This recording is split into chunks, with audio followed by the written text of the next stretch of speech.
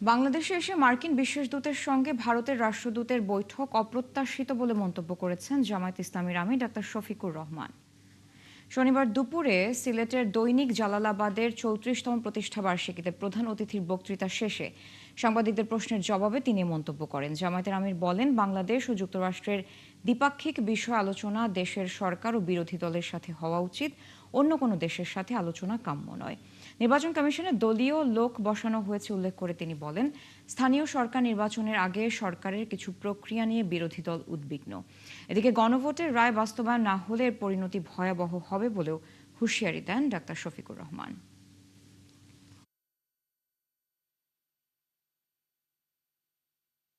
একটা স্বাধীন সার্বভৌম দেশে আমাদের সরকার যদি নলেজে নিয়ে কোনো কিছু করে সেটা ভিন্ন, আদারওয়াইজ এটা অপ্রত্যাশিত।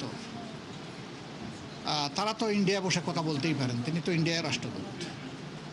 এখানে এসে রাষ্ট্রদূতের সাথে কথা বলা, এটা যদি মেয়ার কোনো সৌজন্য মোলাকাত হয় সেটা ভিন্ন কথা, কিন্তু যদি দুই দেশের কোনো বিষয় হয়ে থাকে সেটা সরকারের সাথেই হওয়া উচিত, বিরোধী দলের সাথে হওয়া উচিত।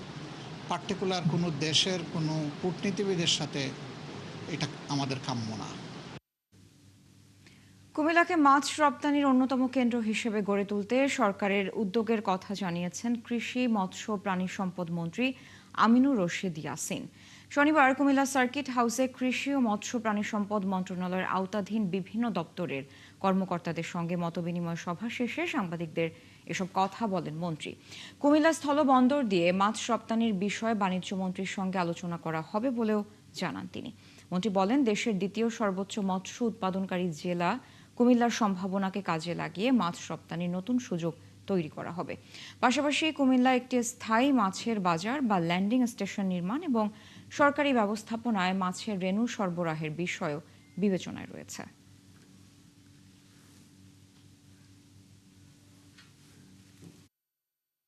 আগামীকালকে আমার বাণিজ্য মন্ত্রীর সাথে আমার একটা মিটিং আছে ফার্স্ট আওয়ারে। আমি খুরশেদ সাহেব এটা একটু নোট নিয়েন। আমি কথা দিচ্ছি আমি এটা উঠাবো। অ্যাকচুয়ালি আমার ইয়েতে ছিল না, এখান দিয়ে হওয়া তো আরো অনেক বেটার হওয়ার কথা। কেন হচ্ছে না ব্যাপারটা আমি জানবো এবং আগামী দিনে এখান দিয়ে এক্সপোর্ট করার প্রশ্নে যতটুকু ভূমিকা রাখার দরকার আমি সেটা করব। শিক্ষা প্রতিষ্ঠানের মান উন্নয়নের জন্য প্রধানমন্ত্রী কাজ করে যাচ্ছেন। তিনি শিক্ষাকে সর্বোচ্চ অগ্রাধিকার দিয়েছেন বলে জানিয়েছেন মৎস্য প্রাণী সম্পদ প্রতিমন্ত্রী সুলতান সালাউদ্দিন টুকু। শনিবার টাঙ্গাইলের কালীহাতিতে ইছাপুর শেরেবাংলা উচ্চ বিদ্যালয়ে মিড ডে মিলের উদ্বোধন ও অভিভাবক সমাবেশে প্রধান অতিথি হিসেবে যোগ দিয়ে সাংবাদিকদের প্রশ্নের জবাবে তিনি এসব কথা বলেন। প্রতিমন্ত্রী জানান, কিভাবে স্কুলগুলোতে প্রোটিনের চাহিদা পূরণ করা যায় সে বিষয়ে সরকার পদক্ষেপ নিয়েছে। শিক্ষা ব্যবস্থার সার্বিক উন্নয়নের জন্য প্রাথমিক পর্যায় থেকেই কাজ শুরু করা হবে বলে জানান তিনি।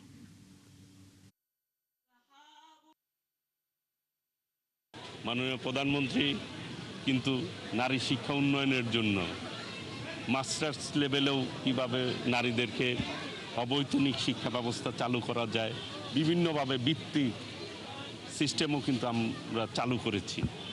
কাজেই শিক্ষা ব্যবস্থাকে সার্বিক উন্নয়নের জন্য প্রাথমিক ধাপ থেকেই কিন্তু শুরু করতে হয়, প্রাথমিক শিক্ষা থেকেই শুরু করতে হয়, আস্তে আস্তে সব পর্যায়েই হবে ইনশাআল্লাহ। হিজবুত তাওহিদ নামে একটি সংগঠন নিষিদ্ধ করার দাবিতে নোয়াখালীতে হেফাজতে ইসলাম বাংলাদেশের তত্ত্বাবধানে ইসলামী মহাসমাবেশ চলছে। সকালে নোয়াখালী জেলা স্কুল ময়দানে ইসলামী মহাসমাবেশ শুরু হয়। হেফাজতে ইসলাম বাংলাদেশের নেতারা জানান, ইসলাম বিরোধী কার্যক্রম প্রতিরোধ কমিটির যৌথ উদ্যোগে এ মহাসমাবেশের আহ্বান করা হয়েছে। সমাবেশে প্রধান অতিথি হিসেবে যোগ দিয়েছেন হেফাজতে ইসলামী বাংলাদেশের আমির শাহ মুহিবুল্লাহ বাবু নগরী। এছাড়া দেশের শীর্ষ পীর, মাশায়েখ, ওলামায়ে কেরাম ও জাতীয় নেতারা বক্তৃতা করছেন। সমাবেশে যোগ দিতে নোয়াখালী ছাড়াও ফেনী, লক্ষ্মীপুর সহ আশপাশের অন্যান্য জেলা থেকে দলে দলে যাচ্ছেন মুসল্লিরা। এদিকে হিজবুত তাওহিদের পক্ষে ঢাকায় এক সংবাদ সম্মেলনে জানানো হয়েছে, ৩১ বছর ধরে তারা ইসলামের আদর্শ প্রতিষ্ঠার কাজ করছে। একটি উগ্রবাদী গোষ্ঠী তাদের নামে মিথ্যাচার করছে। আজ তারা বিভিন্ন এলাকা থেকে গাড়ি ভাড়া করে লাঠিসোঁটা নিয়ে উগ্রবাদী স্লোগান দিয়ে নোয়াখালী সদরে জমায়েত হয়েছে। গতকাল উত্তরাতেও আমাদের কেন্দ্রীয় কার্যালয়ের চারিদিকে মিথ্যা গুজব সর্বস্ব হ্যান্ডবিল প্রচার করে মিছিল দিয়েছে এবং সাধারণ এলাকাবাসীকে উস্কানি দিয়েছে। আমরা পরিষ্কারভাবে দেখতে পাচ্ছি যে তারা দেশের একটি শান্তিপূর্ণ পরিবেশকে পরিকল্পিতভাবে বিনষ্ট করে অরাজকতা কায়েম করতে চায়। আমরা এর তীব্র নিন্দা ও প্রতিবাদ জানাচ্ছি। জামালপুরের সরিষাবাড়ী উপজেলায় বিভিন্ন এলাকায় অরক্ষিত রেল ক্রসিংয়ের কারণে দুর্ঘটনা ও প্রাণহানি বাড়ছে। এলাকার বাসিন্দারা জানান, বেশিরভাগ লেভেল ক্রসিংয়ে নেই কোনো গেট বা গেটম্যান, নেই সতর্কতামূলক সংকেতের সাইনবোর্ড। তাই লেভেল ক্রসিংগুলোতে দ্রুত গেট নির্মাণ করে গেটম্যান নিয়োগের দাবি উঠেছে। মমিনুল ইসলাম কিসমতের পাঠানো প্রতিবেদন। রেলগাড়ি আসছে, রেল ক্রসিং এ নেই কোনো গেট বার, নেই সতর্কতামূলক সাইনবোর্ড, দেখা নেই গেটম্যানের। জামালপুরের সরিষাবাড়ির 15টি লেভেল ক্রসিং এর অধিকাংশের এই দশা। অথচ অরক্ষিত এসব রেল ক্রসিং দিয়ে ঝুঁকি সত্ত্বেও পার হচ্ছে মানুষজন, শিক্ষার্থী, পার হচ্ছে বাস, ট্রাক, সিএনজি কিংবা মোটরসাইকেলের মতো যান। রেলওয়ে সূত্র বলছে, গত 2 বছরে অরক্ষিত লেভেল ক্রসিং এলাকায় 10 জনের বেশি প্রাণহানি হয়েছে। এর মধ্যে পৌর এলাকার জামতলা মোড় এলাকায় ট্রেনের ধাক্কায় এক শিশু সহ 3 জন, আলিয়া মাদ্রাসা এলাকায় ট্রেনের ধাক্কায় এক নারী সহ 3 জন, তারাকান্দি ও জগন্নাথগঞ্জে 2 জন, লোকশেড, বাউসি এবং আওনা চেচিয়াবাধা এলাকায় 1 জন করে 3 জনের মৃত্যু হয়। পঙ্গু হয়ে গেছেন অর্ধ শতাধিক মানুষ। গত 2-3 বছরের মধ্যে 5টা থেকে 7টার অ্যাক্সিডেন্ট এই রেল ক্রসিং এ কোনো ধরনের না থাকার কারণে, বাউন্ডিং না থাকার কারণে এটা সংঘটিত হয়েছে। অনেক সময় দেখা যায় যে ট্রেনের রাস্তায় গাড়ি আটকে পড়ে, অনেক সময় লোকজন যারা গাড়ি এসে পড়ছে তাও জানে না, অনেক সময় দৌড়ে এসে বলি যে ট্রেন আসছে। এখানে একটা পাড়াদের ব্যবস্থা করলে পরে তাহলে এলাকার মানুষের সুবিধা হবে। গেটও নাই, সিগন্যাল নাই, কোনো কিছু নাই, কেউ মানে এই দুর্ঘটনা কবে থেকে যে আমরা বাঁচবো। অনেক গেটম্যানের বয়স হয়ে গেছে জানিয়ে স্টেশন মাস্টার বলছেন, অরক্ষিত রেল ক্রসিং এ পর্যাপ্ত জনবল দরকার। গুরুত্বপূর্ণ গেটগুলোতে অন্তত 3 জন করে গেটম্যান দিলে আমি মনে করি যে ভবিষ্যতে রেলগেটের যে দুর্ঘটনাগুলো হয় সেগুলা অনেকটাই হ্রাস পাবে। সরিষাবাড়িতে যমুনা, অগ্নিবীণা ও জামালপুর এক্সপ্রেস নামে 3টি আন্তনগর ও 2টি লোকাল ট্রেন চলাচল করে। হাসান আহমেদ, 71। রিপোর্টে যেমনটি দেখছিলেন, জামালপুরের সরিষাবাড়ী উপজেলার বিভিন্ন এলাকায় বেশিরভাগ লেভেল ক্রসিংয়ে গেট বা গেটম্যান না থাকায় দুর্ঘটনা বাড়ছে। আমরা সেখানকার পরিস্থিতির সম্পর্কে আরেকটু বিস্তারিত জানবো। জানাতে যুক্ত হচ্ছেন আমাদের সহকর্মী মমিনুল ইসলাম কিসমত। মমিনুল, এখন পর্যন্ত কতজনের প্রাণহানি হয়েছে কারণ এবং কতটি লেভেল ক্রসিংয়ে এ ধরনের নিরাপত্তা ব্যবস্থা নেই, এবং গেট বা গেটম্যান না থাকার বিষয়ে রেল কর্তৃপক্ষ কি বলছে?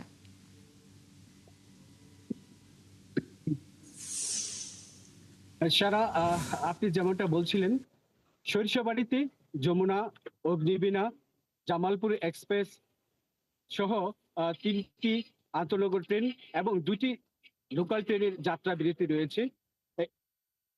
এই স্টেশন এলাকায় 15 থেকে 16টি লেভেল ক্রসিং রয়েছে, যার বেশিরভাগই রয়েছে অরক্ষিত। এসব রেল কোচিং গুলোতে পর্যাপ্ত নিরাপত্তার বেল নেই এবং এখানে সতর্কতামূলক কোনো সংকেত নেই, নেই কোনো গেটম্যান। এইসব অরক্ষিত রেল কোচিং গুলোতে গত প্রায় 2 বছরে এখানে প্রায় 10 থেকে 12 জনের প্রাণঘাতী হয়েছে। আমি আপনাদেরকে যদি একটু বলে রাখি যে আমি যেখানে দাঁড়িয়েছি এখানে একটি শিক্ষা প্রতিষ্ঠান রয়েছে, এখানে স্থানীয় একটি বাজার রয়েছে, এখানে বেশ কিছু কোচিং সেন্টার রয়েছে। এই জনপদে এখান দিয়ে প্রায় প্রতিদিন 1 থেকে 2,000 মানুষ এখান দিয়ে আসা যাওয়া করে, চলাচল করে। এই চলাচলের সময় যে যখন এই ট্রেনগুলো আসে তখন অসাবধানতার বশতেই এখানে কিন্তু দুর্ঘটনা ঘটে থাকে। আমি যদি এখানকে একজন স্থানীয় সাথে কথা বলি যে এই যে উনি যে আচ্ছা, উনি একজন দোকানদার, উনি এই যখন ট্রেন আসে তখন সে চেষ্টা করেন তার দোকান থেকে বের হয়ে এসে এখানে সিগন্যালের যে দায়িত্ব সেইটি পালন করার উনি চেষ্টা করে থাকেন। তো আমরা একটু কথা বলবো ওনার সাথে। আচ্ছা, আপনি তো এখানে দোকান করেন, এখানে আপনি কি দেখেন, এখানে কিভাবে এই দুর্ঘটনাগুলো? ট্রেন আসছে, লোক জানে না ট্রেন আইসা পড়ছে, দৌড়ে আইসা সতর্কতা করে যে ট্রেন আসছে। অনেক সময় দেখা যায় যে অনেকে কানে শোনে না, উনি আইসা কিছুদিন আগে একজন কানে শোনে না বোবা লোক বলার পরেও মানে উনি ট্রেনে ধাক্কা খাইছে, বাড়ি খায় মাথা থেকে। এরকম অনেক ঘটনা ঘটছে। আমি বিগত 2-3 বছরে অনেক লোকজনে এরকম আহত হয়েছে দেখছি। অনেক সময় দেখা যায় জি স্যার, আপনি যেমনটা বলছিলেন, আমি এই বিষয়ে কথা বলেছি জামালপুর রেলওয়ে সহকারী প্রকৌশলী, তার সাথে কথা বলেছি। তিনি আমাদেরকে যেটি জানিয়েছেন যে এখানে গুরুত্ব ও বিবেচনা করে এবং দূরত্ব এবং গুরুত্ব বিবেচনা করে ইতিমধ্যে তিনি একটি প্রতিবেদন ঊর্ধ্বতন কর্তৃপক্ষকে দাখিল করেছেন, যার আলোকে ঊর্ধ্বতন কর্তৃপক্ষের নির্দেশনা পেলে এখানকার অরক্ষিত যে রেল ক্রসিংগুলো রয়েছে সেই রেল ক্রসিংগুলো দ্রুতভাবে তারা কাজ করবেন বলে আমাদেরকে জি মমিনুল, আমরা আশা করি কর্তৃপক্ষ ব্যাপারে যথাযথ ব্যবস্থা নেবে। আপনি থাকুন সেখানে। ধন্যবাদ যুক্ত হওয়ার জন্য। জামালপুর সরিষাবাড়ি থেকে যুক্ত ছিলেন আমাদের সহকর্মী মমিনুল ইসলাম। চট্টগ্রামে বন্ধ হয়ে গেল এস আলম গ্রুপের 11টি কারখানা। কর্মকর্তারা জানান, অর্থ সংকটে এলসি খুলতে না পারা এবং কাঁচামাল সংকটে তাদের উৎপাদন বন্ধ হয়ে গেছে, যে কারণে তারা বাধ্য হয়ে কারখানা বন্ধ করতে বাধ্য হয়েছেন। এদিকে সদ্য কর্মহীন শ্রমিক কর্মকর্তা কর্মচারীরা বলছেন, ভবিষ্যৎ নিয়ে তারা অনিশ্চয়তায় পড়েছেন। অনেকে জীবিকার প্রয়োজনে পেশা বদলের কথাও ভাবছেন। চট্টগ্রাম থেকে জানাচ্ছেন প্রণবেশ চক্রবর্তী, ক্যামেরায় ছিলেন বাবুন পাল।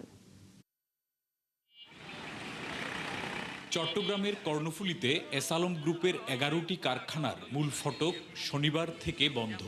এর কারণ, বৃহস্পতিবার কারখানার কর্মকর্তা কর্মচারী ও শ্রমিকদের উদ্দেশ্যে দেয়া হয়েছিল ছাঁটাইয়ের নোটিশ। শনিবার থেকে কার্যকর হলো এই নোটিশ। নিরাপত্তা কর্মীরা জানান, নিরাপত্তা কর্মচারী ছাড়া এখন কারখানায় কেউ নেই। নিরাপত্তার দায়িত্বে যারা আছে তারাই শুধু আছে। এখন বর্তমানে শুধু আমাদের গ্রুপে সিকিউরিটি বিভাগ ছাড়া আর বাকি কেউ নাই। বন্ধ এসব প্রতিষ্ঠানগুলোর মধ্যে রয়েছে চিনি, ভেজিটেবল অয়েল, স্টিল ও ইস্পাত, পশুখাদ্য, ব্যাগ ফ্যাক্টরি সহ বিভিন্ন ধরনের প্রতিষ্ঠান। কর্মহীন শ্রমিকরা জানান, চাকরি হারিয়ে অনিশ্চিত ভবিষ্যৎ দেখছেন তারা। জীবিকার তাগিদে এরই মধ্যে অনেকে নির্মাণ শ্রমিক এবং মোটর শ্রমিকের কাজ নিয়েছেন। এখন তো মনে করেন সবাই বেকার হয়ে গেছে, ফ্যামিলি নিয়ে অনেক কষ্ট। আমাদের চাকরি এখন অর্ডার লেগেছে হচ্ছে 12 লেগছে, এখন 12ও নাই। রাস্তার মধ্যে সবাই অর্ডার লেগছে, নিয়ে নামছে। অবস্থা খুব খারাপ। আমরা চাই ফ্যাক্টরি চালু হোক। ফ্যাক্টরি চালু হলে মানুষ সবাই ভালো থাকবে, ফ্যামিলি ভালো থাকবে। সরকার কি করছে না করছে সেটা দেখার বিষয় না, বরং হচ্ছে ফ্যাক্টরি চলে জনগণের লাভ হবে, কোনো ক্ষতি হবে না। এস আলম গ্রুপের একজন কর্মকর্তা জানান, এতদিন স্টোরে থাকা কাঁচামাল দিয়ে স্বল্প পরিসরে উৎপাদন অব্যাহত ছিল। এখন পণ্য আনতে এলসি খুলতে না পারার কারণে কারখানাগুলো বন্ধ ঘোষণা করা হয়েছে। তবে শোধ করা হয়েছে প্রতিটি কর্মকর্তা কর্মচারীর বকেয়া। মিল বন্ধ থাকার কারণে প্রায় বন্ধ অবস্থায় আমাদের বেতন ভাতা চালিয়ে গেছে কোম্পানি। বোনাস বেতন সব কিছু দিছে, এই পর্যন্ত বেতন দিয়ে আসছে।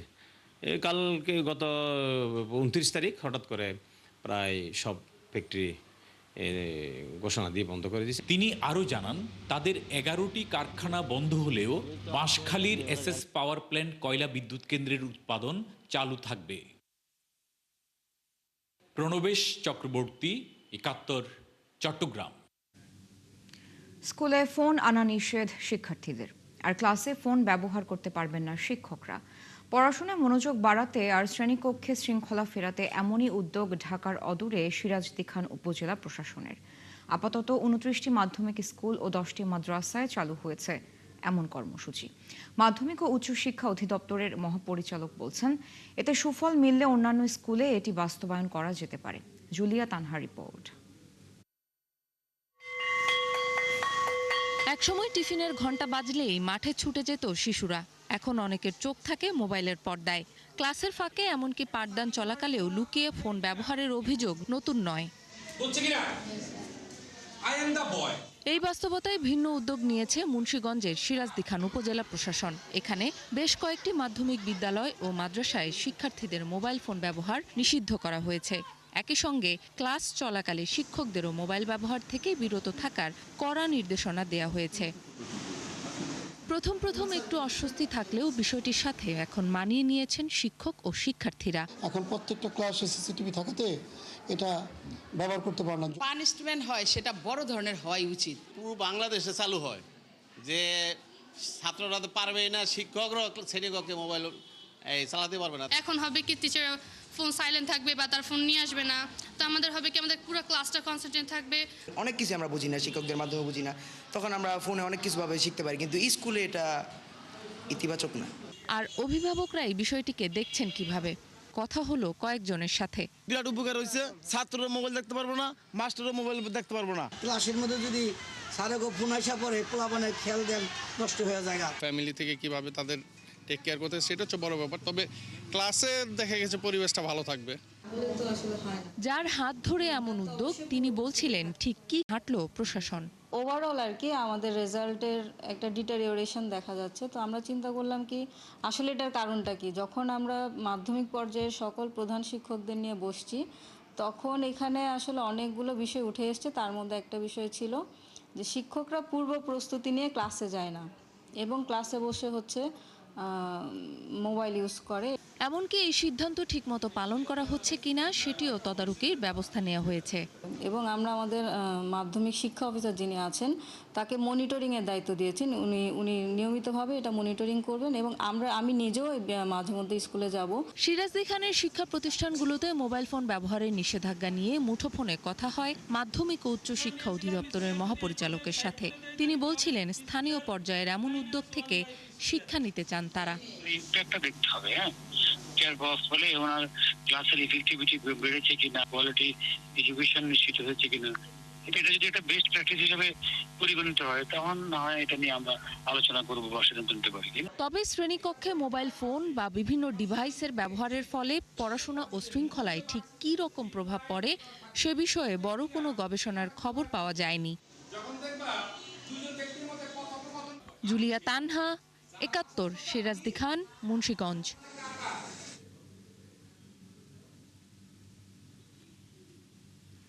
শেরপুরের শ্রীবর্দিতে কর্ণঝোড়া নদীর গতিপথ বদলে যাওয়ায় ২ যুগের পুরনো একটি সেতু অচল হয়ে গেছে।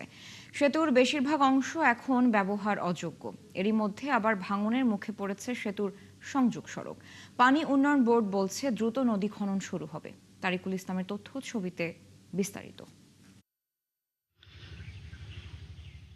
নদীর গতিপথ বদলে গেছে, তাই নদীর উপর ২ দশক আগে নির্মিত সেতু এখন অনেকটাই অপ্রয়োজনীয়। শেরপুরের শ্রীবর্দী উপজেলার সিংহা বরুণা ইউনিয়নের কর্ণঝোড়া নদীর ওপর এই সেতুটি নির্মাণ করে স্থানীয় সরকার প্রকৌশল বিভাগ। সেতু মাত্র ১০% অংশ দিয়ে পানি বয়ে যায়, বাকি অংশে গড়ে উঠেছে বসতবাড়ি, কৃষি আবাদ, হাঁসের প্রকল্প ও লিচু বাগান। যে ব্যবস্থা করে দেয় এটা ব্রিজটা সরকারের ঝোলাশোলা করে দেয়, ব্রিজটা সিংহা বাড়ি সমস্ত গেছা ক্ষয়ক্ষতি, বাড়ি ঘর জমা জমি সমস্ত ক্ষতি হইতেছে।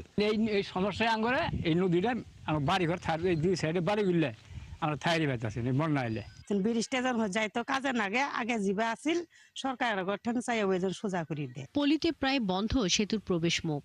এতে বর্ষা মৌসুমে পাহাড়ি ঢল ও বন্যার পানি অর্ধেকও প্রবাহিত হতে পারে না। সেই পানি ছড়িয়ে পড়ে লোকালয়ে। এতে প্রতি বছর তলিয়ে যাচ্ছে বাড়িঘর, ফসলি জমি, ঘেরের মাছ। অন্যদিকে নদী এগিয়ে গিয়ে সেতুর পূর্ব পাশে আঘাত করায় ভেঙে যাচ্ছে প্রতিরক্ষা বাঁধ ও সংযোগ সড়ক। বন্যা পানি মনে করে নদী আটকে থাকে, এই পাহাড় সড়ক এলে পানি বাড়ারই পায় না। আগে তো ব্রিজের নিচ দিয়ে নদী আছিল, এখন তো ব্রিজ ছাড়া হয়ে গেছে। এখানকার নদী তো অন্য খান দিয়ে গেছে। যে পানি নদীতে আসে এই নদীর পানি সব বাইরে জায়গা, যা ক্ষেত খোলা আবাদ সব নষ্ট হয়ে জায়গা। পানি উন্নয়ন বোর্ডের নির্বাহী প্রকৌশলী বলছেন, এরই মধ্যে তালিকা তৈরি করে ঊর্ধ্বতন কর্তৃপক্ষের কাছে পাঠানো হয়েছে। দ্রুত নদী খনন কাজ শুরু হবে। পুনঃখননের জন্য প্রাথমিকভাবে আমরা সিলেক্ট করেছি এবং এই নদীটা পুনর্খননের প্রস্তাবনা আমরা পানি সম্পদ মন্ত্রণালয়ে প্রেরণ করেছি। মন্ত্রণালয়ের অনুমোদন সাপেক্ষে আমরা ভবিষ্যতে খুব দ্রুত এই নদীটা পুনর্খননের কাজ বাস্তবায়ন করতে পারবো। দ্রুত নদী খনন করে স্বাভাবিক প্রবাহ ফিরিয়ে এনে 2 পাশে বাঁধ নির্মাণের দাবি জানান এলাকাবাসী। শাকিলা শম্পা, ৭১। ৩ দফা দাবির বিষয়ে বিশ্ববিদ্যালয় প্রশাসনের নেওয়া পদক্ষেপ সন্তোষজনক হওয়ায় রবিবার থেকে খুলনা বিশ্ববিদ্যালয়ের আন্দোলন কর্মসূচি প্রত্যাহার করেছে শিক্ষার্থীরা। শনিবার সংবাদ বিজ্ঞপ্তিতে শিক্ষার্থীরা জানায়, গত 23 জুলাই বিশ্ববিদ্যালয় প্রশাসনের সাথে আলোচনা সভায় শিক্ষার্থীরা 3 দফা দাবি উপস্থাপন করে। তাদের দাবির বিষয়ে প্রশাসন থেকে নেওয়া পদক্ষেপ ইতিবাচক মনে হওয়ায় তারা ক্লাসে ফিরবেন। এর মাধ্যমে গেল 1 সপ্তাহের বেশি সময় ধরে চলা আন্দোলন, ক্লাস পরীক্ষা বর্জন এবং প্রশাসনিক কার্যক্রম বন্ধের কর্মসূচি প্রত্যাহার করা হলো।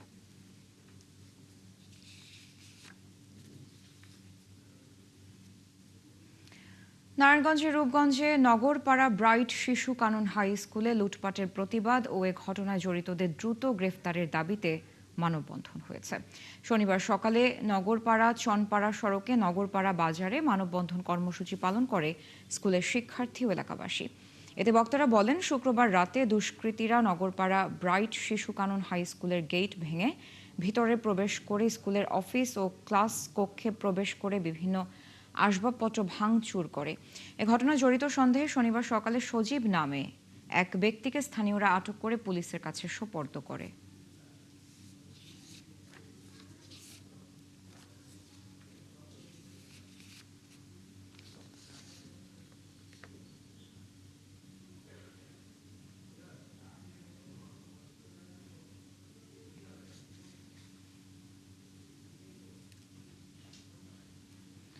পটুয়াখালীর কলাপাড়ায় কুয়াকাটার বঙ্গোপসাগরে জেলেদের জালে ধরা পড়েছে বিরল প্রজাতির ইয়েলোফিন টুনা।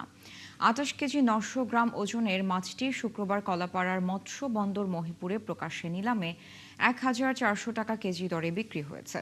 বঙ্গোপসাগরের কুয়াকাটা উপকূলের তৃতীয় বয়ার কাছে বুধবার জীবন নামে এক জেলের জালে মাছটি ধরা পড়ে। কলাপাড়া উপজেলা সিনিয়র মৎস্য কর্মকর্তা অপু সাহা জানান, ইয়েলোফিন টুনার বসবাস গভীর সমুদ্রে। পূর্ণবয়সী একটি ইয়েলোফিনের ওজন 200 কেজি পর্যন্ত হয়। গভীরতা কম থাকায় এই মাছ সাধারণত উপকূলীয় জলসীমায় আসে না।